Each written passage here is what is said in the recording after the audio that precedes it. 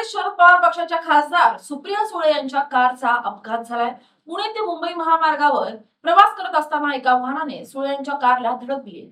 या घटनेनंतर सुप्रिया सुळे यांनी घडलेला प्रसंग सोशल मीडियावर शेअर केलाय. तसंच त्यांनी ज्या वाहनाने त्यांच्या कारला धडक दिली त्या वाहनांचा नंबर देखील शेअर केलाय. सुप्रिया सुळे यांच्या गाडीला पुणे मुंबई एक्सप्रेसवेवर शनिवारी संध्याकाळी छोटा अपघात झाला. माडा बोगद्याजवळ शेजारून जाणारी किया कार दुसऱ्या वाहनाला ओव्हरटेक करत असताना खासदार सुळे यांच्या गाडीला घासून पुढे गेली आहे. सुदैवाने कोणी जखमी झालेलं नाही. मी आणि माझं वाहन चालक दोघेही सुखरूप असल्याची माहिती खासदार सुप्रिया सुळे यांनी स्वतः स्टेटस ठेवत दिली आहे.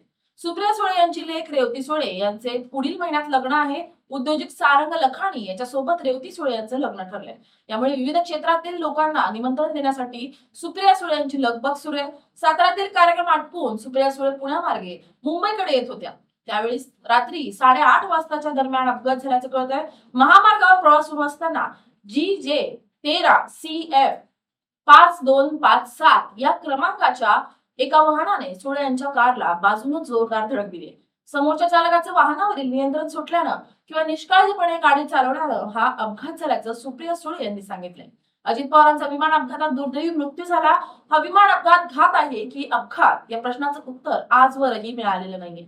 महाराष्ट्राच्या मनाला आजही हा प्रश्न सतावतोय. पवार कुटुंबासह संपूर्ण महाराष्ट्र या घटनेतून सावरलेला नाहीये. या घटनेच्या जखमा महाराष्ट्राच्या मनावर खोलवर रुजल्या.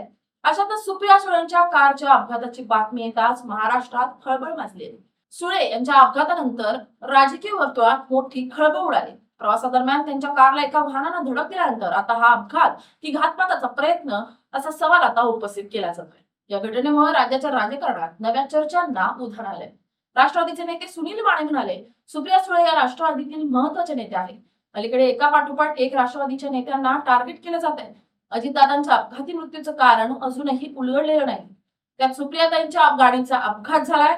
महत्वाचं म्हणजे ही गाडी गुजरातची असून या प्रकरणाला साधारण अपघात न समजता सखोल तपास झाला पाहिजे. हा एक अत्यंत वाईट अनुभव होता. सुदैवाने सर्वजण सुरक्षित आहेत. अशा घटना हा एक गंभीर इशारा आहे की आपल्या रस्त्यांवरील अतिवेग आणि निष्काळजीपणामुळे असंख्य लोकांचे जीव धोक्यात येऊ शकतात.